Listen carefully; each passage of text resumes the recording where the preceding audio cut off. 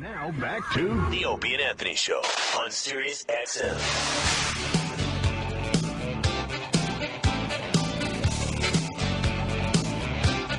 I'll just do it from here. What? Of course. What am I going to play? E-Rock. I don't want him to hear it. He'll be like, we keep it low. My whole career isn't based on this. There they are. Jimming and Opie. Bring it right in. Yeah. Dude, what's up? I almost passed again. What do you mean? No, come back in. We'll talk about it Did tomorrow. you? Okay. We'll talk about it tomorrow. I love Panicky Pete Opie. Hi, buddy. Crispin. Crispin Glover in studio. Good. My God, see you. Looking very professor-like. Yeah, I like well, that. Indeed. That I like the look. The vest and everything. Indeed. Corduroy. Very That's nice, right. sir. Thank you. Good to very be nice. here. Great to have you. I'm Been a fan for many years. I appreciate it. Yeah, and we were going through your new project that you're working on. Is this It Is Fine, Everything Is Fine? Well, I'm playing two different films tomorrow night. I'm on a tour around the U.S. right now. People can find out where I am on CrispinGlover.com. Mm-hmm. But I have two feature films. I've actually been touring since the year 2005. Really? I premiered What Is It, the part one of what will be a trilogy in 2005 at Sundance. And then It Is Fine, Everything Is Fine, I premiered in 2007 Sundance. I'm playing both of them tomorrow and the next day here in New York at the Museum of Arts and Design. And I also perform a live show before the two feature films. I have two different live shows. I feel naked because normally I have my books with me. Right, and yeah. I failed to have them, but they're profusely illustrated Yes. books. I'm very proud of them. The illustrations, every page is projected behind me as I perform an hour-long show. Then I show the film. What is it? Is 72 minutes, or if I'm showing it, Everything Is Fine. That's 74 minutes. After the film, I come out. I have a Q&A with the audience, and then after that, I have a book signing. So it's a long show. It's a little bit why I'm a bit hoarse. I'm in the midst of touring. Right, Are the books serious, or are they comedic, or They're old books taken from the 1800s that are reworked and turned into different books from what they originally were. They're very heavily illustrated. There's humor in the shows, but it's not like a comedy. People laugh and things, but the first time I ever performed the live show is in '93. So I guess, gosh, that's 20 years ago. I just realized that. I can't even believe it. so you took books from the 1800s and kind of updated them and made them. I don't know if "update's" the right word, but I made them Change into them? their own things from what they were. Yeah. Now, obviously, we were watching the. You have a little story that goes along with the pictures. Yes. Now, you have these books. You look at these pictures and then come up with some kind of storyline for the pictures. Yes, I mean, different books came in different ways. I made about 20 of them over the years. Most of these are old. Most of them were done in the 80s and 90s, and I've utilized it as a way to tour with my films to self-distribute the films. And I have recouped on the films, but really the way I've recouped is 50% by the live show, 25% by the box office from the films, and 25% by the book sales. It but gives it's worked. It gives a live aspect to just watching a movie. And now they get to see you live, have a Q&A. And I have a genuine interaction with the audience, and people come back. I've had many people come back for many shows over the years, so I have a genuine relationship with the audience. The first film, What Is It, which I usually played the second film first for various reasons, but the first film, What Is It, most of the actors have Down syndrome, but the film isn't about Down syndrome at all. What it really is my psychological reaction to the corporate constraints that have happened in the last 30 years of corporately funded and distributed filmmaking, where anything that can possibly make an audience member uncomfortable is necessarily excised, or that film will not be corporately funded or distributed. Oh my God! So I think it's a very damaging thing for that to happen, because it's those moments when an audience member looks up at the screen, thinks to themselves, "Is this right? What I'm watching? Is this wrong? What I'm watching? Should I be here? Should the filmmaker have done this? What is it?" And that's the title of the first film. What is it that's taboo in the culture? What does it mean when the taboo has been ubiquitously excised? I think it's very damaging, because when people are asking questions in the etymological term of education, meaning to learn from within, there's real education conversation going on. And instead, I feel like what's happening in our corporately funded and distributed film industry is there are not questions. And what's the opposite of education? It's more indoctrination. It's propaganda. Yeah, exactly. Well, let me ask you, that's an interesting point of view, too, about what's making people uncomfortable. There's been a raging controversy with what is appropriate in comedy, like to make fun of, whether it's racism or rape or anything. Do you think there's anything that people shouldn't make fun of in comedy, or do you think it's all fair? Well, it is a complicated issue, and my film deals with some of those issues in different ways as well. Ultimately, I think of it more having to do with acting, where it's inappropriate for one person to play another kind of person, and it's understandable because there has been a terrible history which can really lead to horrible things. But I mean, ultimately, I believe everybody should be able to play everybody. But right. I mean, art is complex. You could say that the most horrendous things are still artful.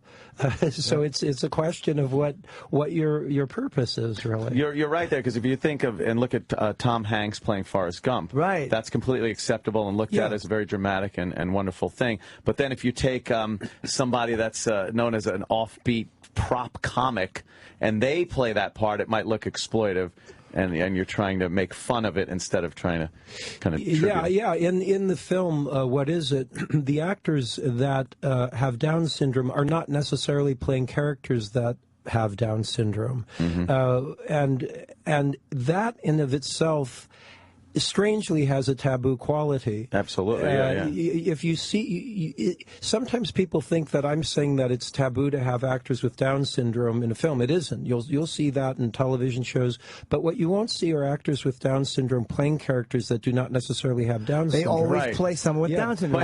And on top of that, if somebody with either a developmental disability or a disability is playing a character, for the most part, they're playing a benevolent character. Yeah. And I mean, that's fair enough. There's plenty of people with disabilities that are benefactors to the society. But the second film that I made, It Is Fine, Everything Is Fine, is written by one of the people that was in what is it? He doesn't have Down syndrome, but he was born with a severe case of cerebral palsy. His name's Stephen C. Stewart. And when he was in his early 20s, his mother died. He was very difficult to understand. And the people, he ended up being put into a nursing home where he did not want to be. And the people that were taking care of him there would derisively call him an MR, a mental retard, which isn't a nice thing to say to anybody, but Steve was of normal intelligence, and the emotional turmoil he must have gone through for the decade he was in that nursing home, I can't even begin to imagine. When he got out, he wrote this screenplay in the style of a 1970s TV murder mystery of the week, wherein he's the bad guy. And this was something very important to Steve, along what we were just talking about. He wanted to play a bad guy because he thought of himself as a person, of course, with a disability, but stressing on a person, people can have dark thoughts, whether they have a disability or not. So he wanted to play a bad guy.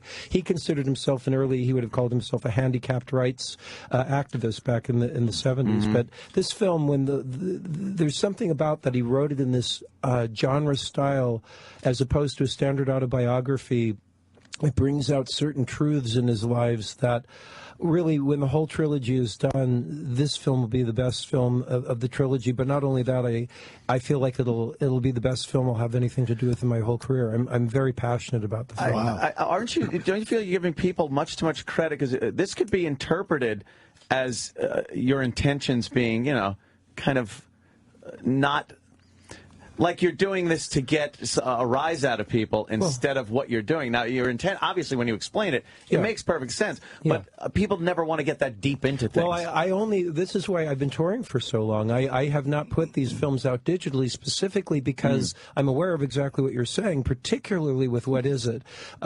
Because Steve wrote Everything Is Fine, there are certain things that become very self-apparent.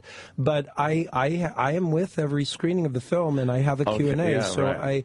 It's not that I want to explain everything about the film, but I do want to put it into context. Right. So I'm very careful about that. Was it hard working with actors with Down syndrome? I mean, was that difficult? No, they were great. I mean, of course, it was written specifically for people with Down syndrome, and I wanted to incorporate anything organic that happened. The films took me a long time to make, but it had nothing to do with that. It just had to do with that I financed them myself, and that I had a very bad technical problem on the first film. But no, I actually shot the first film. It was over a period of 2.5 years and 12 days. So it's a very short amount of days to shoot a feature film. They were great. The most important thing, whether somebody has Down syndrome or not, is if somebody has enthusiasm for the project. And everybody I worked with had great enthusiasm, so I had a great time working with them. And part 3 will go back to working with people with Down syndrome. Did you change over the years from working in Hollywood, or in the beginning of your career, you're accepting more roles that I guess would be considered more, publicly accepted roles? Well, I mean, what do you mean? I'm just saying, did you go into the entertainment business as many people do? Hey, I love doing this, but I also want some kind of fame and wealth and notoriety. It's a good question. My father's an actor. His name's Bruce Glover. In fact, the next film that I make, I own property in the Czech Republic, an old chateau that was built in the 1600s, and next to it's a horse stables, and I'm building sets right now. The last year and a half, I've been having sets built on about 14,000 square feet, and I'm making something for myself and my father to act in together. We've never acted together before, but I grew up on some level around the industry. I became an actor professional at age 13. It was something I decided to do on my own, and I thought of it as basically a prudent business decision. It wasn't something where I thought, my father wasn't super famous or anything, but I saw that it was a good living, basically, and I understood how it worked, and I realized it was something that I could do. So on some level, I've always had a relatively realistic point of view about how the business works. When I was 16, I learned to drive. I studied professionally from age 15 till 20. When I was 16, I learned how to drive, and I went to go to all of the art house movie theaters that were popular in Los Angeles at the time.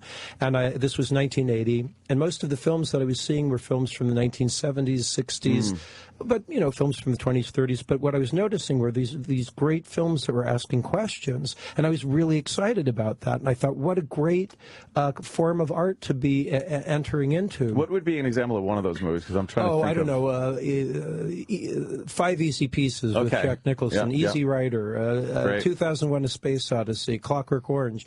Movies that are making you think about things. Yeah, when the credits start rolling at the end, you're like, okay, I can't just leave this alone here. Yeah, exactly. And you revisit it in your mind, and you can go back and watch it years later, and you get different thoughts. I love that. And that's what I aspire to do in my own filmmaking. That's what as a young actor, I was excited to be a part of. But in the early 80s, I talk about this a lot at the shows, I can tell it starts to get political, and I hate to get overly political about things, but I can see that there were things that started to change in what kind of films were being funded and distributed. I was thinking, where are all these questions that I wanted to be a part of? And I can go into a lot of detail about it, but it's really taken me to make my own films to feel satisfied about it. I think sometimes there are films that still ask questions, but for the most part, right now, we're in a pretty highly propagandized culture. Do you think that they ask? It seems like what films do now is they ask a question, and then they give you. They ask what they seems like a tough question, but then they give you a very palate-pleasing answer by the end of it. Like, they don't ask anything tough, but they might go into the guise of asking a tough question, but they answer it for you in a perfectly acceptable way. Well, I would say virtually everything is propaganda, and what I mean by that is if there's a real question that's going to cause people to genuinely ask things that could possibly hurt corporate interests, those questions will not be film will not be funded or distributed. I mean, I've started to say this in kind of a vague outline of what I would say the main force of U.S. Corporate propaganda is to essentially make people in the United States feel relatively comfortable with the concept of wars abroad and killing, various nations, as though the United States was a moral police force around the world, and that's the main thrust of everything. But you have to look at metaphor. So it's not like those films say it directly. Right. It might be done as a lone vigilante movie or a superhero movie where the concept is that this is a really good force and there's these outside elements that are bad forces. And if you look at other countries, there are not so many countries that do things like superhero movies and that kind of thing. It's a weird topic for me to get into because I do work in the industry. Right. And I mean, I've certainly been part of what I would call this propaganda. But I feel like it's healthy to talk about, and I think to be afraid of talking about it isn't a good thing. I don't want people in the industry to think I'm this like ne'er-do-well who doesn't want to have anything to do with anything. If I was offered a superhero movie, I'd do it. You know, it's not. Yeah. But I think it's and my experience is that the people working in the film industry are good people that want to do interesting things and want interesting questions. But there's a systematization that's happened. There's something that's put in place, and people feel concerned about if they try to get something that really asks questions or does something, either they won't get the film made or they'll lose their job or whatever. And I do think that there's corporate interests that are very much controlling things, and it's something that these kind of like, I hate to become overly political, but things like the Occupy movement, which of course is a complex movement, but there are questions or political elements that should be dealt with to probably reform how money in politics is how money is affecting politics right now, which ultimately is that corporations have a lot of control, including our media. Over everything, much. Yeah. But there is room, though, a lot of room for films that do ask questions and aren't just corporate propaganda. I don't think they're as the big money makers.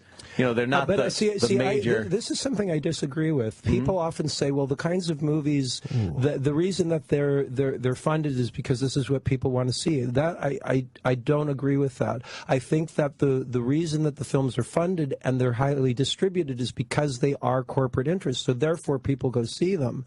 If the same kind of money was put into a movie and distributed, then people would go see them. And I say the last 30 years, for example, something like 2001: A Space Odyssey or The Godfather, you know, I mean, or Clockwork Orange or Full Metal Jacket. These are films that did well. They asked a lot of questions, but there was a shift in what was funded, starting somewhere around the 1980s. And I mean, 2001: A Space Odyssey, that's a pretty obscure, very odd type of film. It's incredible filmmaking. It's my favorite kind of filmmaking. But that was not just some small independent film. That was an MGM giant studio film. There's a shift in what's being funded, and it would be nice if things would shift back toward that. I don't see that happening right now. Not right now. I think it's all cyclical at some point, though. It will come back around. Things wax and wane. Kind of change like that. What do you think about your image in Hollywood and stuff? Because people would call you at the very least eclectic many times in the projects you've been involved in. Yeah. Does that bother you, or no? Do you think about it? Like eccentric is something I hear a lot. Eccentric meaning not following a mathematical term, meaning not following the straight line, which is fine. You know, artistically, I like to go into areas that are unusual and thoughtful. I'm okay with that,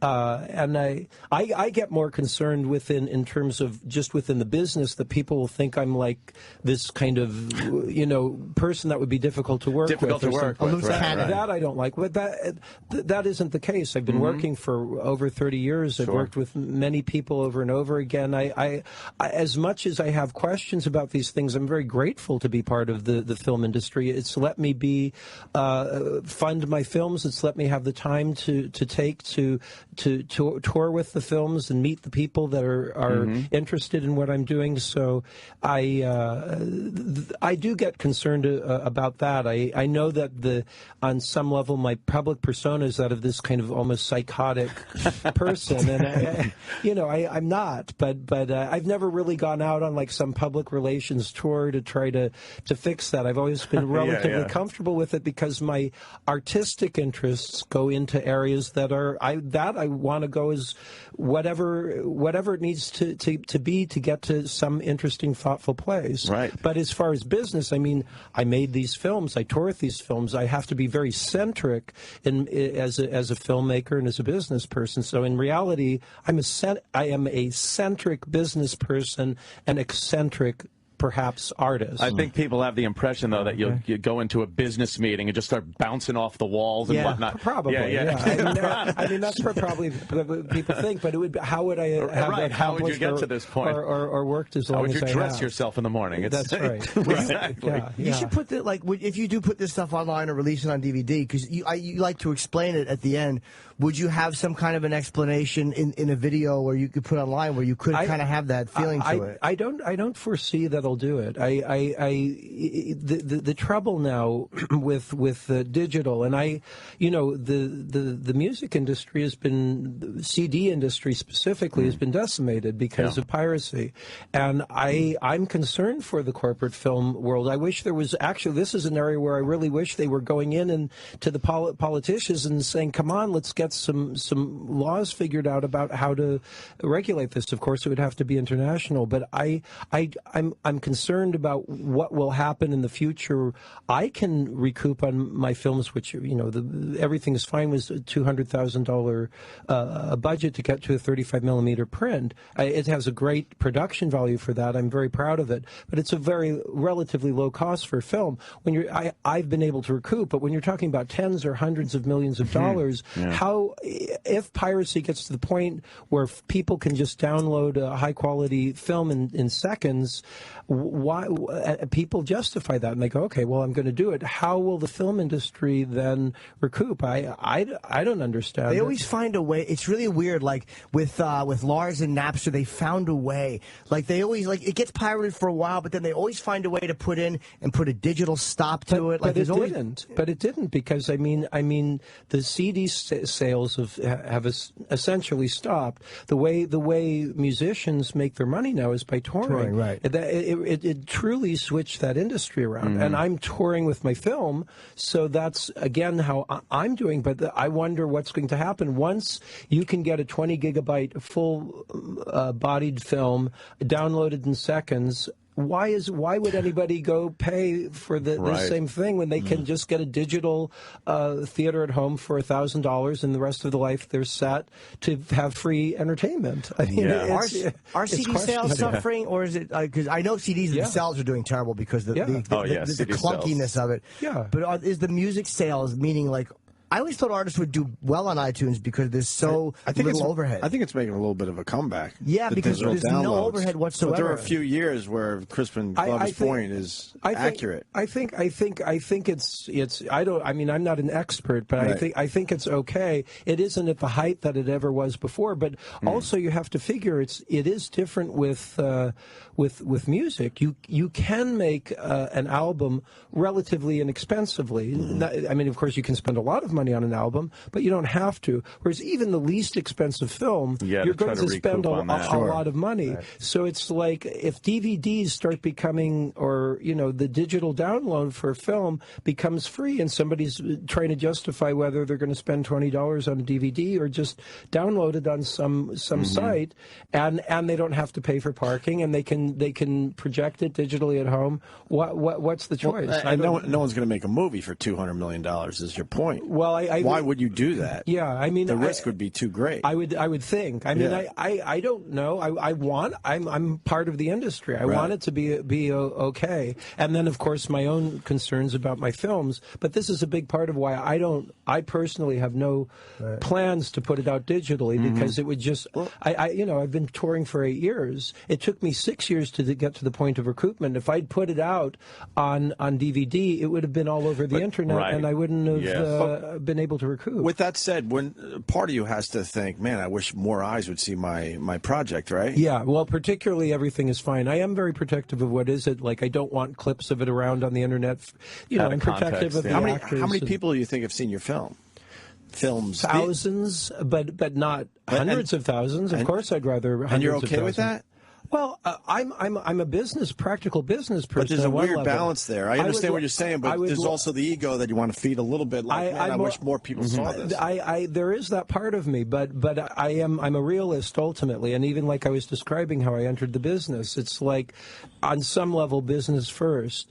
And I've essentially recouped, but it's like really specifically, I've only recouped a quarter by the box office. It's mostly been by the live show, which means if at 6 years it would be about 24 years of touring. So maybe at the point that I've genuinely recouped, I'll say, okay, now it's time to generally release it. Or when you move on to another project officially in your mind, you're like, okay, I'm done with this, like Jimmy does. Well, you put out your stand-up specials and like, okay, I can finally put this out. I'm okay with it. I recoup my money, and I'm on to something else. There's a part 3 that'll make, and that's not the next film that I'm going to shoot. So it could be a long time before I get to that. But I am enjoying this kind of live interaction with the audiences, and it is different. It sits in people's different minds differently, and people really appreciate it. Like I was just in Paducah, Kentucky, a week or so ago, and the people are very happy. Not everybody goes to Paducah, Kentucky, and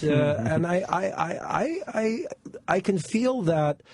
Genuinely talking to people about things that I think are important or things that I'm passionate about, and they come back to the shows, and I can see that there's something that's genuinely happened that sits differently in their mind than if it was just something they watched on their computer. Now are you on the road full time with this? No. How many days a year do you do this? Well, I own a house in Los Angeles, and I own the property in the Czech Republic. I'm last year and this year I spent more time in the Czech Republic because I've been building the sets than at my house in Los Angeles. But ultimately, I'm on the road more than either of those places, or I'm acting in other people's films. I'm very rarely in a city more than 2 weeks in a row. But I've been trying to make it so it's seasonal. Like this is my spring tour. So I'm touring for about a month, and as you can hear, I'm a bit hoarse. It's hard. It's not an easy lifestyle. But I've been trying in the last couple of years to have at least one tour per season where it's a month or two long. But it beats me up. It's hard. I'm glad to be doing it. What I've noticed is you got incredible patience. Yes. How in this world that we live in do you have such incredible patience where we all want something immediately? I've always been very patient. Like you're building sets for, like you said, the last year and a half for a film that you're eventually going to shoot. And I bought the property 9 years ago with this in mind. Amazing. So but it's also that I can see that if I go and I get money corporately, I've given up on doing that. They wouldn't fund what I'm interested in at all. And even if they were to pretend they were going to fund it, something would go wrong and there would be intervention. The only way to really own what the content of your film is to pay for it. And so I'm patient about that because I'm sincere in what my passions are about getting things across to people. Things like that, though, like obviously you're very passionate about your art, what you do. Did you have to deal with the fact that you were in such an iconic character early in your career, George McFly, being that, like, after that, it would have seemed to me to be very hard to jump into things you're interested in now. Well, but my interests that I'm interested in now started well before I was in Back to the Future. One of the books, which I wish I had with me, I had started making before I acted in Back to the Future, and I finished it. It's called Rat Catching. It was the first one I published, and I put it down while I was acting in Back to the Future and then finished it and published it a couple of years later. It was the first book I published. I'd made other books. But Back to the Future, it was actually very informative to me in some of the things that I'm talking about in terms of propaganda. I know it's a very beloved film.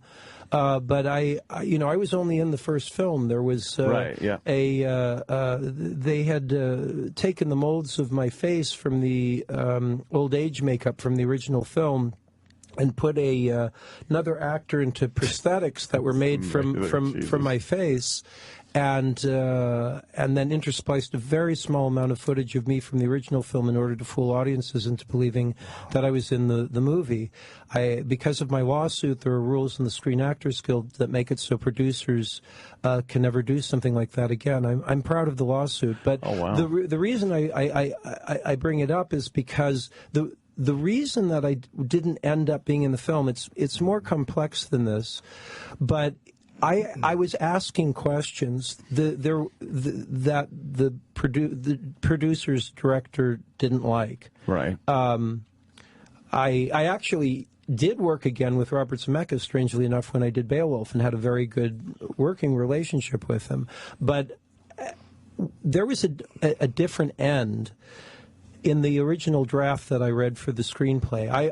When I auditioned for the part, I was only given what are called sides, the scene. Yep. So I got the part. I was 20 years old. I got the role. My agent told me I'd gotten this part, and I didn't really know everything about it, and I said, well, maybe I only knew that there's this other part that I was the scene I was doing the scene with. I said, well, should I go in for this other part? That seems like that could be a good part. He said, no, you don't understand. This is a really interesting role. You're going to be playing the older versions of this character in a different time period. And I thought, wow. I said, that's fantastic. Mm-hmm. I said, yeah, great. Let's close the deal. It's this big Universal Studios, produced by Steven Spielberg and directed by Robert Zemeckis. So great. So, but, I was a serious actor as well. So when I started actually analyzing the screenplay, once we were involved in the project, I had questions about things. And there was a different end. I won't go into so many details about it, but I had questions about it, and it did get changed. And I think there are other people that had questions because there are things in it that could, particularly in this day, be thought of as, well, offensive. And those changes happened. It had to do with money and what people were doing, the characters were doing with money. But I didn't stop with it. I said to Robert Zemeckis, I thought, it was not a good idea for our characters to have a monetary reward, because it basically makes the moral of the film be that money equals happiness. And by having there were various things that were doing it, but by having the son character cheer by having a truck in the garage, what I was arguing for was that that the characters should be in love, and that the love should be the reward. By having any kind of monetary element as a reward, it makes it into a reward. I still feel the same way. I would like the film a lot better if there was no monetary, there could be signs of maybe monetary change would happen, but it was more important that the characters were in love. I would feel much better about the film, but by having those monetary rewards in it, it was a propaganda. And Zemeckis got really mad at me when I said this. And did he yell at you? He yelled. Yeah, he was, wow. It's kind of odd discussing a film that old at this point. But didn't you see at the end the characters, they were more in love? I think especially your character and the wife, they did seem to be. But my argument is that part was good. I was all for it. But I think it pollutes it. Do you think the money could have been a peripheral effect of the happiness that they had? I think it's a bad message. Really? I do. I think because that's propaganda. That says to people, go out and borrow money for banks. This is a big part of why the film was successful, because the corporations knew that it had that moral element in it. Mm-hmm. Maybe. I would also argue, that's only because they knew that was in there, therefore they can feel comfortable in funding it and putting a lot of money into distributing it. Maybe if that wasn't in there, Zemeckis and Bob Gale would have not been able to sell it as readily. I don't know. But what I would still argue is that if that wasn't in there, and the only part that was in there was that they were in love, and that film still did get distributed as highly as it had, and have as much money behind it, I still think the film would be loved, and it would be, personally, I think it would have a better moral. Why do you feel, since the character in there wasn't Crispin Glover, it was George McFly, do you feel you have to inject part of your I was 20 years old. Okay. I was a young idealist. I wouldn't do that now. I wouldn't do that. You now. Wouldn't? Well, at that time, I didn't even know. It was like I'd been in a few films, but not that many films. Mm-hmm. And I'd been in acting class where we did improvisations. I came up with scenes and thoughts. So I thought it was okay to be asking questions like that. Right. Now I understand very specifically that there's a lot of money and people have gone through a certain amount of troubles in Zemeckis. I'm sure. This kid's asking us goddamn questions. We're losing money here by the day. Right. Well, I mean, to be fair, I wasn't stopping production. Sure, we were having a discussion during the time, but it's still. Yeah, no, I wouldn't do that now. I fund my films with working in corporate movies. I wouldn't. I know how things work at this point. Why I was bring it up was because it was informative to my thought process as to how propaganda does work, because I had this very early experience, and I was, it caused me to not be in the sequels on some level. I'm sure it's complicated, but and then there was a lawsuit. It was very specifically not a legal thing. I mean, you can just say it's not a nice thing, but it was not a legal thing to do either. So this informed me that if you question propaganda, it has serious consequences. Can I ask you, when you mentioned Robert Zemeckis, when you talked to Zemeckis about what you thought that should have happened, how long into your explanation did you realize he was not happy? Like, did he hear you out, or did he interrupt you and go, look? Well, it's a long time ago now. I remember one conversation very specifically, but what I am forgetting is that there might have been two parts to the conversation, because there was some part that I'm not going into the detail about that was changed. And it might be that then I continued on because they changed one thing, and I said, but there's still this monetary aspect. And so he probably was not happy about it. Right, they'd already done a change, and I think, but I'm forgetting now. It was that part was a while back. But it's also, there's also a part when you're working on a film that, on some level, it doesn't happen every day, but you do become passionate about things that you want to get done. It's normal for actors and directors, not all the time, but it's relatively normal to say, look, this is really important. You speak it out passionately, they speak it out passionately, and then you say, okay, that's fine. Then you shake hands and go. But you can have passionate conversations, and it doesn't mean necessarily that it's going to turn into some terrible thing years later. But I mean, and my experience in the business has been good. That would be the one real exception. That wasn't good. That was not a pleasant thing to have happen, because people still believe that was me. And the reason I had the lawsuit, it was the real reason, the primary reason that I had it was I just wanted people to know that I wasn't in that. That wasn't me, because I didn't. If I had played that part, I would have played it differently. Right. I didn't like the way that guy played it, and people think that's me. I didn't either. Well, I mean, It still gets to me that there's that confusion, and what way is there to let it be known other than do that? So even still, that's why whenever the issue, anything about that's brought up now, I do talk about it. I'm talking about it more also because there's one fella, he might have even been on your show, I'm not sure, Bob Gale. Yeah, Bob Gale was on. Yeah, I think I listened to it. And on your show, he lied. He lied about some. Yeah, and you guys automatically believed what he said. Oh, man, reconcile it, please. Well, what he said was that I had... let me just be specific and let me think. He said that I had asked for the same amount of money that Michael J. Fox was getting in the film. It's total fabrication. The reason that he's doing this is because he wants to throw the track off of the conversation of that what they had done was illegal. So he's trying to justify as to why it was good for them to do this illegal thing. And so then people automatically believe, I remember what he said specifically was that then I had called back after the thing was in production saying, I want to do it or something. Oh, right. And somebody corroborated and went, oops, or something like that. It was like, I didn't do that. I actually did work on a different film at the time, a John Borman film.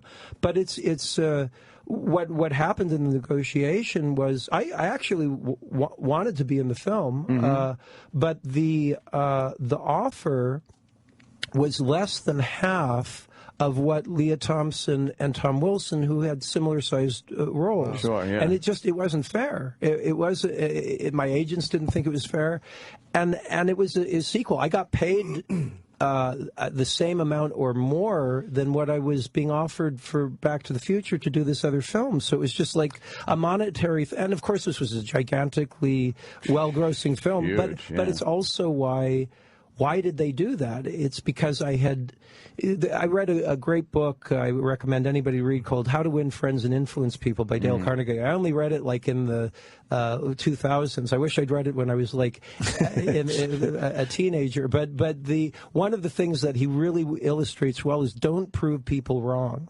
And that's essentially what I was doing when I was having that argument with Zemeckis about that there was a moral issue here. I was just thinking I was being like this, it was a good moral of what I was arguing for, and I thought they'd see my point, Yeah. But I realized on some level that I was, and especially with a lawsuit, I proved people wrong. When you do something like that, then they come on the Opie and Anthony show and make lines up about you. And make up things. Oh, my God. Well, we just assumed he was telling the truth. Yeah. Which I think a lot of people I thought do. he was lying, but you guys were like, no, it sounds truthful to me. I'm like, all right. Shut it, Jim. Never said that. I didn't lie for a second, though. These guys are very gullible. What do you think of Steven Spielberg? Well, first off, Robert Zemeckis, I think, can make interesting films. The second film that I did with him, Beowulf, which was written by Neil Gaiman and Roger Avary, I thought had very good moral elements in it. It was about lies, which I have a lot of interest in, and they did something very interesting with that film. I think Zemeckis can get into a dark comedic territory that's very interesting. I liked what Death Becomes Her, and he can be interesting. I tend toward feeling like Steven Spielberg really does work very much in propaganda, and it's very well hidden. Like I was saying a little bit about kind of war. If you analyze Steven Spielberg's films about war, they're essentially pro-war films, and I don't think that's good at this point in time to do. You look at a great war film like All Quiet's on the Western Front, or Paths of Glory by Kubrick, or Full Metal Jacket by Kubrick. They all are it's obviously not proper, happy ideas about war. These are highly questioning. War is not there's no question. War is a horrible thing. And you look at something like Saving Private Ryan, which is a very well-liked film, but essentially it's arguing that there's such a thing as a moral war or a good war. And maybe you can make that argument. I just think it's a bad argument to make, especially at this point in time. I don't think I wouldn't want to do that. I don't understand why somebody in a power situation like that is making films that are saying it's good to be going to war. Why do that? Why? Right. I mean, I'm sure there's all kinds of people, and veterans and things that. My father's a veteran. My father was in the Korean War, but it was like he explained very clearly to me when the Vietnam War was going on. I was a kid. I saw those awful images. My father said to me, war was horrible. It's like he didn't have any like glory stories about being in the war, and he was in bad situations. So, maybe I'm a bleeding heart pacifist, but I just think it's not good to be making pro-war films. So I question. And Spielberg is a powerful man that doesn't need the money. So I think your point is he could take all that power and do a more positive message. People could argue that Private Ryan, though, was it did show a lot of the horrors of war. Yeah, but still when you analyze it, somehow there's a positive element about aspects of the war, and I don't think it's a good message to put out. Which is a similar argument with Back to the Future. Sure, yeah. There are interesting elements in Back to the Future. The structure is excellent. It's part of why I had strong arguments, because I could see what that moral element was, and I knew it would have effect within the culture, or I felt it would. Yeah. And so when you analyze those things, it's like, you've got a lot of money, you've got a lot of power. Do something that's going to genuinely affect the culture at large in a very positive way. And I suppose, I'm sure, I would assume Steven Spielberg feels like he was doing something positive. I would argue that it would be much more positive if there was a clear anti-war message. You ever think, though, sometimes that there are, there's filet mignon and then there's a steak-em from your freezer. Like, some things are just made to be you can argue consumed, but I think really tasting it. I can't help but be analytical. It's just my nature. Yeah, obviously. And when you look overall at our culture, it's easy to study something like Soviet Russia or Nazi Germany and condemn those things, rightfully so. But terrible things went on in those cultures with propaganda. But it's more difficult for our culture to analyze our own propaganda, especially in the media. But I think it's important to do it, and because I think our culture's media is much more well-oiled than even Soviet Russia or Nazi Germany, because people don't notice it. And so things like saying, well, it's just, this is a fun movie or all that. I enjoy movies that I'm sure would be strong propaganda as well. Just because something's propaganda doesn't mean it's not a good movie. But I think it's really important to have the discussion so that people are aware of this. And I don't really see the discussion happening in our specifically about film, which is what I'm most passionate about. Yeah. It happens in other areas a little bit about politics and things like that, but again, as this young idealist, when I was 16, I wanted to be a part of this industry that was questioning things. I'd like it to come back. Now, do you think there's a director out there kind of in the mainstream that's doing it right? I think there are a lot of directors that are passionate and want to do it. And any films that were pretty popular that you're like, yes, they're doing it right. That's a positive message for our culture. Maybe I hesitate to point to things, but there are I can tell there's some directors working in the corporate industry that are striving really hard, and every once in a while there is a film that'll come out and that asks questions for real and is artful, and anytime a director has stuck with it and done it, I stand up and applaud. I mean, you don't want to mention one, though? Amazing feat. Do you want to mention one? Well, the ones I more think of are not big popular films. I very much like Gaspar Noé's Enter the Void, but that's not a big, huge popular film. I thought that was a really well-made film. I see things that happen in the corporate films that there are some very good directors that I'd love to work with, but it's I get nervous about getting into putting examples, because then people can easily say, well, this film did this and this, and I might agree with them. So because I can see that even when somebody's really striving hard, maybe there are reasons why it didn't go as hard as it could have gone. Understand. But I mean, again, I'm so glad to be a part of the industry, and I want to work with people. I don't want to be.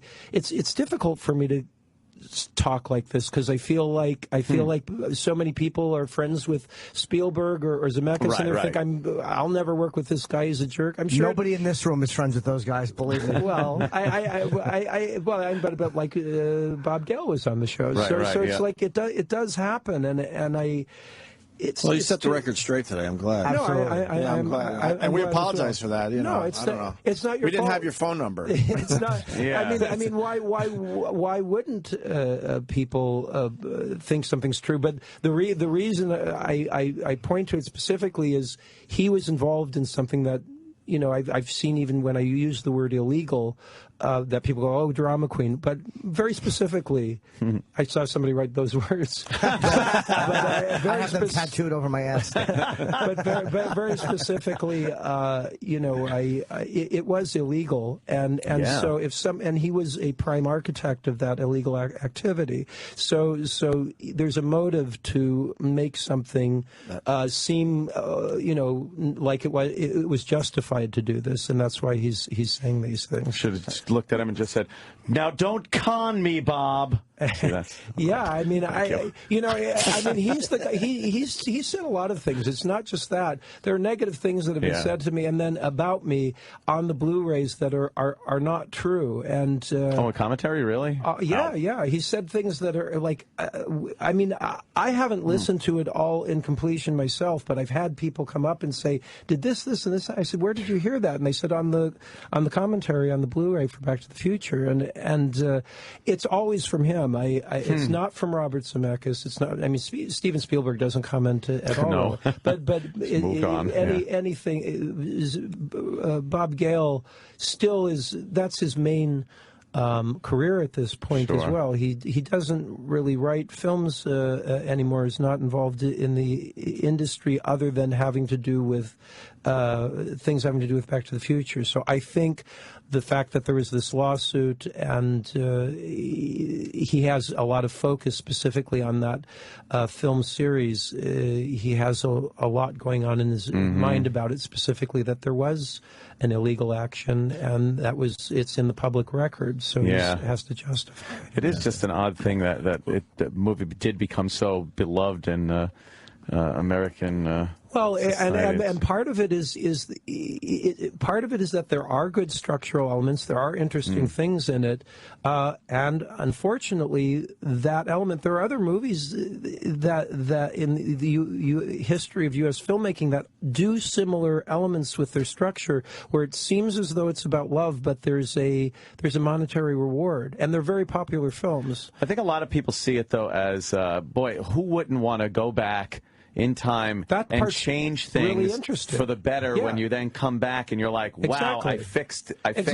That part's great. Part that's a big part of why it's and that's what's also was my argument about it. It's like all of this stuff is great. Why do you need to put this monetary reward in it? It would make it such a more pure message of love instead of dirtying it up with a messy element. You'd have rather seen a '67 Falcon in that garage. I would have rather not. That didn't happen. I would have just rather that there was, and there the scene was also reshot. There was a different actor playing the part originally. Eric Stoltz originally played the part, and then Michael J. Fox replaced him. We had already shot the sequence that I'm talking about, the alternate future, and I had played it slightly differently. And then they fired back to Eric Stoltz, and I thought I was going to get fired as well. But Robert Zemeckis made it very clear that he wanted me to play it quite relatively different than I had played it originally. And at the point that we shot the alternate future the second time, when we shot that scene, I would call it acting from the spinal cord. I was afraid. I was genuinely afraid. Really? Oh yeah, I thought I was going to get fired if I didn't do exactly what they said. I didn't want. I was 20. I didn't want to get fired. I wasn't looking for controversy. I wanted to do a good job. How would you have liked to have seen that ending play out? If you had say, the only thing was that I didn't think that there should have been monetary the kind of clothes we were wearing. When that's what I was getting into. So when they walk in, they've been playing tennis, and they have nice clothes on. Yeah. Like all that was. I thought it all pointed toward this idea that happiness was about wealth. It made me really uncomfortable. What I was wearing, holding a tennis racket, I did it because I thought I was going to get fired. But I vocalized that I didn't think this was a good idea. And I think there's even might be some commentary on the Blu-ray about where they said, "Oh, Crispin didn't like his clothes."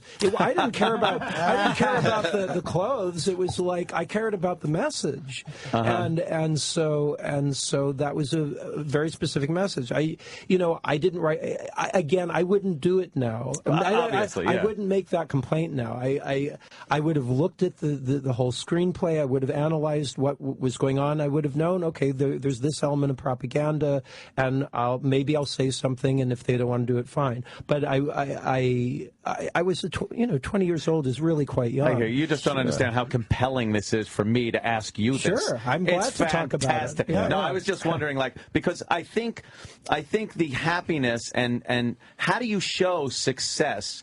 He went from being, the goofy kind of loser guy to being very successful because of what happened in that moment. Well, how do you show the success part? There's a million ways you can do it. But we're not. It could take days to really sit and figure out exactly what it is. It's not something that I'm prepared to say exactly what the illustration of it would be. I'm sure there would be a cinematic illustration of sure. of love and success that would work, and I don't have that answer at this moment. And was it odd that Biff would be around the house at all, seeing what he did? Well, see, that's part of what the change was from what I originally read in the screenplay. There were different people. It wasn't Biff that was the servant to the family, and I had questions about it, and it did get. Do they have slaves or something? I don't want to go into a lot of detail, but that's the first thing I thought of when you said that. I know. Well, I don't want to go into a lot. I am actually in the. I'll write it down in a book at some point. I'd love to read it, Crispin. but for now, I do hope I'll get to see and talk to people at the Museum of Art and Design. And if you can tell people, CrispinGlover.com has the list of where I'm going to be. Yeah, CrispinGlover.com. I want to go see this. Absolutely. Yeah, absolutely. You sold us on this. Oh, we were very confused. We're not going to lie to you. Before we came in, trying to figure this whole thing out. Yeah. But you're going to be showing 2 films? Yeah. Well, on subsequent nights. Tomorrow night I'll be showing It Is Fine, Everything Is Fine. Right. Which is part 2 of the trilogy. Then part 1, you don't have to see it in order. Then part 1 will be showing, I guess it's on, Saturday at the Museum of Art and Design. I definitely want to, I mean, the YouTube clips we saw were really good. Yeah, I'm proud of these films. You know, I didn't. Well, not for you. I think there are. You can see clips of it on CrispinGlover.com. It's probably easier. I think there's some nudity that it would get taken down on YouTube. Crispin. But how dare you! I gotta say thank you so much for coming in. This is really fantastic. Appreciate it. Yeah, it's great to talk to you. And you made us burn something on disc. You want us to play this or whatever you want to play? That's a reading that I did on an album that came out in the '80s.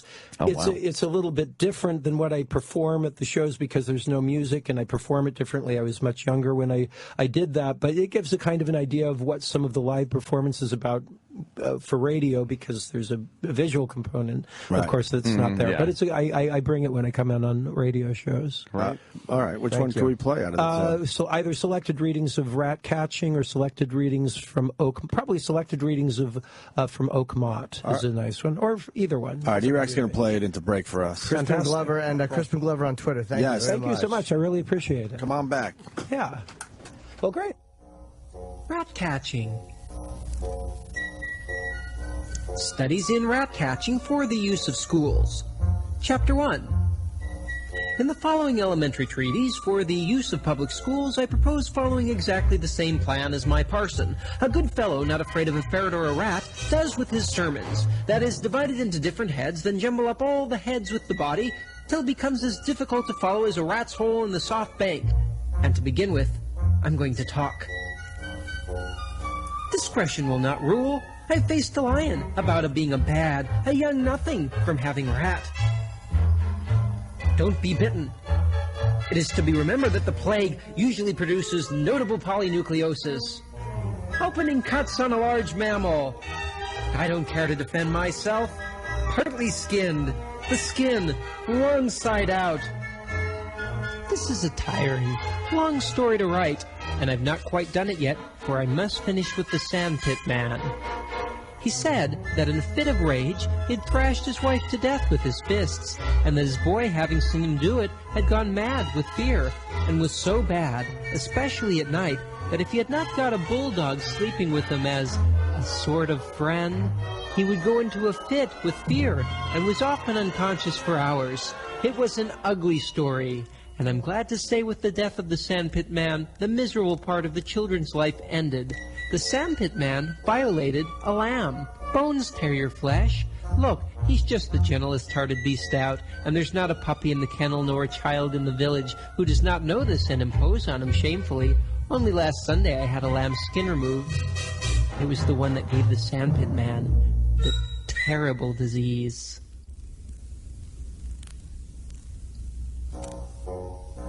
It fits tight. It takes some pulling, but it comes steadily along, wiping all before it. Faster and faster they bolt and are killed. I get excited, enjoying the sport. It's over in a few minutes, when 24 are cast up on the bank. Well done, good, woo-hoop, woo-hoop, good, that's the way, my boys, woo-hoop, woo-hoop. and they roll on the ground. They stretch and wipe the dirt out on their eyes and rub their faces in the grass. In the West Country, it's so infested with the jackrabbits that the whole community rises to drive the pests in a never-narrowing circle that at last ends in the corral. Here, they are leisurely shot or killed with clubs. Sometimes I feel as though I may fade away. Then I remember my work.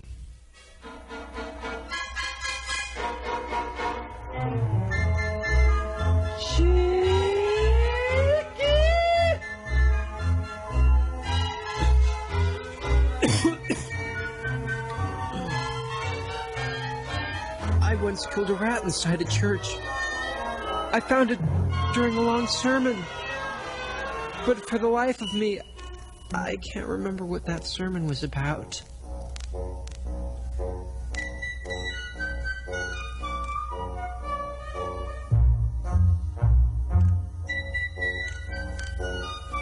Mutilated pigs, nerve reflexes, the queer platypus, almost the only mammal whose young are born from eggs. Almost. The Opie and Anthony Show on Sirius XM.